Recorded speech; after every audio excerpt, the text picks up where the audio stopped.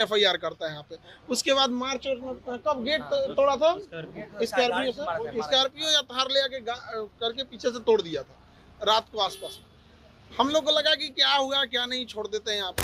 आज की घटना जो इतना इसको निर्मम तरीके से मारा गया है, आप अगर देख लीजिएगा उस बेचारे को, अगर यहाँ के लोकल लोग नहीं बचा रहते, लोग नहीं बचाए तो मार देता था।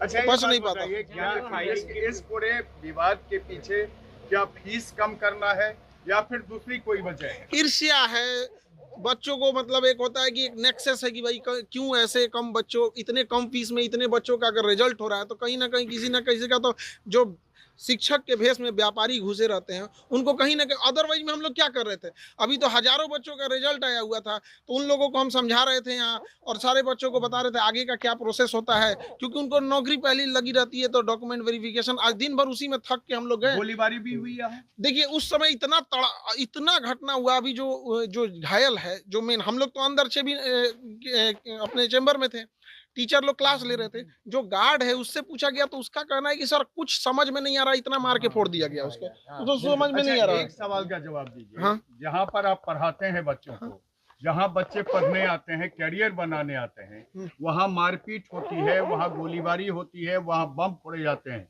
ये कोई पहली घटना नहीं है। आप ही बता रहे हैं कि 2019 से हो रही है।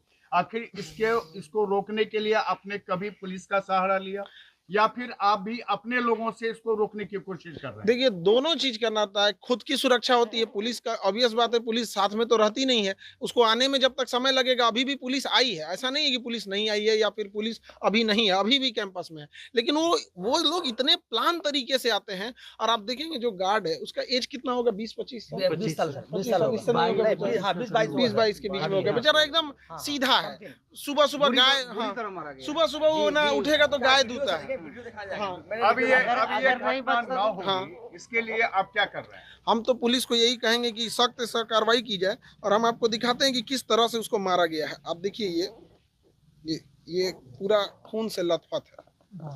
आप अगर देखिएगा तो पूरी तरह से खून से लथपथ हो गया। 2 दिन बाद मारा जाएगा। हाँ 2 दिन बाद उड़ा दिया जाएगा। मतलब ये भी कहा गया है कि मतलब 2 दिन के बाद पूरा इंस्टीट्यूट उड़ाने की धमकी है। 2 दिन बाद पूरा इंस्टीट्यूट उड़ाने की धमकी है। यानी एजुकेशन हब के रूप से जाने जाने वाला जो मुसल्लहपुर हाट है, अब वो शर्मसार कर रहा है। बिल्कुल शर्मसार कर रहा है। लोग देखेंगे तो क्या सोचेंगे। और ये कितना नीच हरकत है कि आपको अगर कोई ईर्ष्या हो या कोई आदमी गलत काम करे तो करो ना भैया। ये सब चीजें, शिक्षा सबको जरूरी है, सबको उस पर अधिकार होना चाहिए, गरीब से गरीब बच्चा पढ़ना चाहिए।